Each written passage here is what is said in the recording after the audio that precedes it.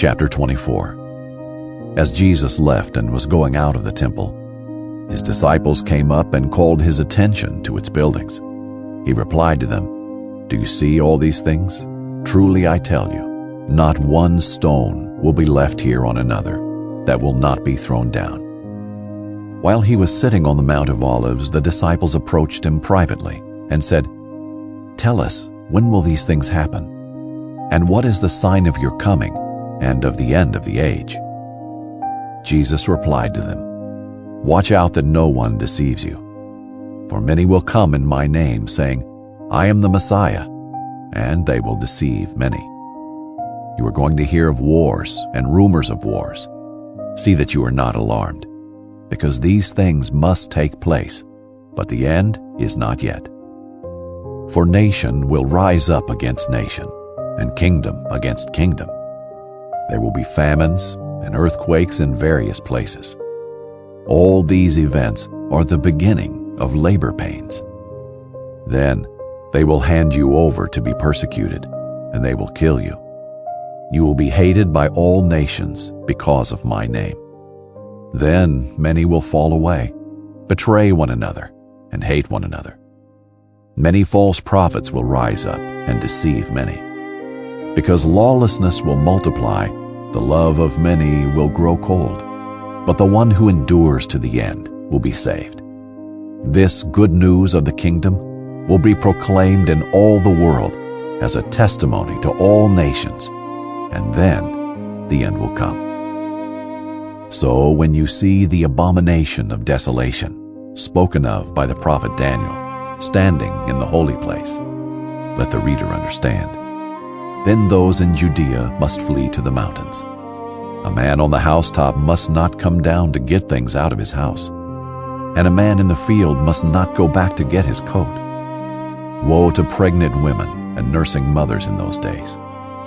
Pray that your escape may not be in winter or on a Sabbath, for at that time there will be great distress, the kind that hasn't taken place from the beginning of the world until now, and never will again. Unless those days were cut short, no one would be saved. But those days will be cut short because of the elect. If anyone tells you then, 'See, here is the Messiah,' or 'Over here,' do not believe it. For false messiahs and false prophets will arise and perform great signs and wonders to lead astray, if possible, even the elect. Take note, I've told you in advance. So if they tell you, 'See, he is in the wilderness,' don't go out. Or, 'See, he's in the storerooms,' do not believe it. For as the lightning comes from the east and flashes as far as the west, so will be the coming of the Son of Man. Wherever the carcass is, there the vultures will gather. Immediately after the distress of those days, the sun will be darkened, and the moon will not shed its light. The stars will fall from the sky, and the powers of the heavens will be shaken. Then the sign of the Son of Man will appear in the sky, and then all the peoples of the earth will mourn, and they will see the Son of Man coming on the clouds of heaven with power and great glory. He will send out his angels with a loud trumpet, and they will gather his elect from the four winds, from one end of the sky to the other. Learn this lesson from the fig tree. As soon as its branch becomes tender and sprouts leaves, you know that summer is near. In the same way, when you see all these things, recognize that he is near, at the door. Truly I tell you, this generation will certainly not pass away until all these things take place. Heaven and earth will pass away, but my words will never pass away. Now concerning that day and hour, no one knows, neither the angels of heaven nor the Son, except the Father alone. As the days of Noah were, so the coming of the Son of Man will be. For in those days before the flood, they were eating and drinking, marrying and giving in marriage, until the day Noah boarded the ark.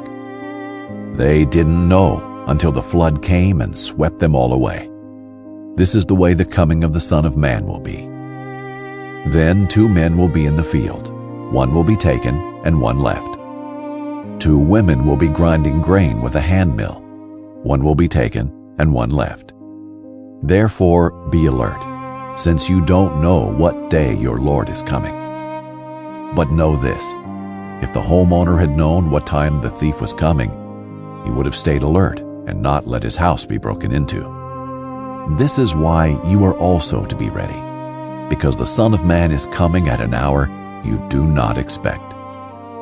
Who then is a faithful and wise servant, whom his master has put in charge of his household, to give them food at the proper time?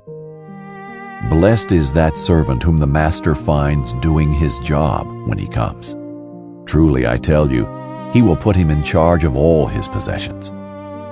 But if that wicked servant says in his heart, "My master is delayed," and starts to beat his fellow servants, and eats and drinks with drunkards, that servant's master will come on a day he does not expect him, and at an hour he does not know. He will cut him to pieces and assign him a place with the hypocrites, where there will be weeping and gnashing of teeth.